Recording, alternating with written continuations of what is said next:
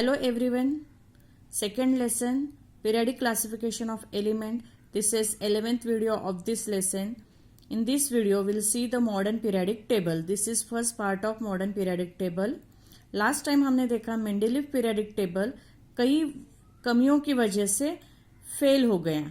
For example position of hydrogen, position of isotopes. Okay, तो atomic mass सही property नहीं थी एलिमेंट्स की इंफॉर्मेशन देने के लिए. बाद में हेनरी मोसले एक एक्सपेरिमेंट कर रहे थे एक्सरे के ऊपर. इस एक्सरे एक्सपेरिमेंट में उन्होंने पाया कि एलिमेंट की जो बेसिक प्रॉपर्टी है वो एटॉमिक नंबर पे डिपेंड करती है, एटॉमिक मास पर नहीं.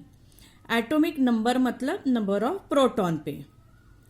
एलिमेंट की जो भी कैरेक्टरिस्टिक्स प्रॉपर्टी है वो एटॉमिक नंबर पे डिपेंड करती है.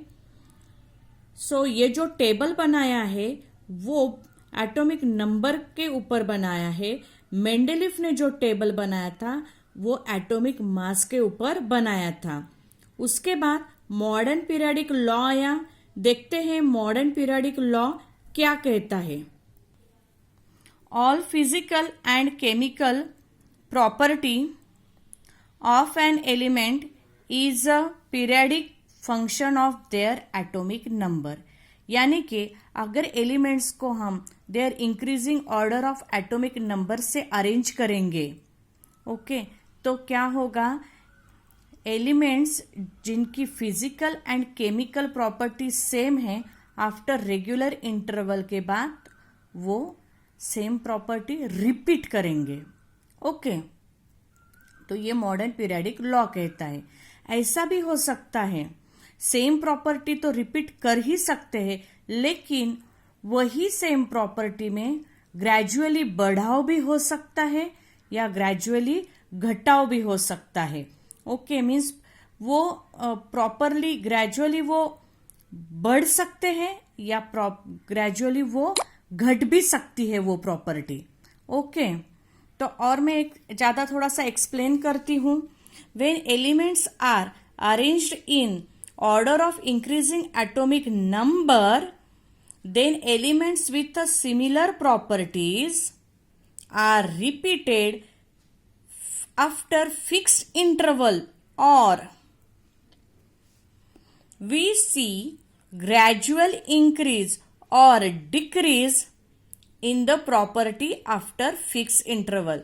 इसका मतलब है अगर एलिमेंट को increasing order of atomic number के हिसाब से हम अगर अरेंज करेंगे तो जो एलिमेंट सिमिलर प्रॉपर्टी शो करते हैं, रिपीट करते हैं, वो फिक्स इंटरवल के बाद क्या होंगे, वो प्रॉपर्टी फिर से रिपीट होंगी. जो एलिमेंट सेम प्रॉपर्टी एग्जिबिट करते हैं वो रेगुलर इंटरवल के बाद वो प्रॉपर्टी क्या होगी, रिपीट होगी.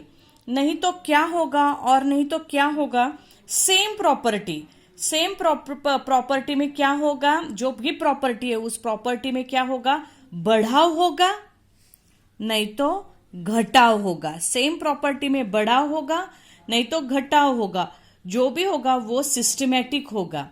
बढ़ेगा तो एक ऑर्डर में बढ़ेगा, घटेगा तो एक ऑर्डर में घटेगा. सब कुछ ऑर्गेनाइज होगा. मीन्स एक तो प्रॉपर्टी सेम रहेगी, नहीं तो सेम प्रॉपर्टी रहेगी, नहीं तो जो नेक्स्ट आएगा एलिमेंट आएगा वही प्रॉपर्टी एग्जिबिट करेगा. लेकिन कभी कभी ऐसा भी हो सकता है कि वो प्रॉपर्टी बराबर से बढ़ती हुई सेम प्रॉपर्टी रिपीट होगी या बराबर से घटती हुई वो प्रॉपर्टी शो करेगा.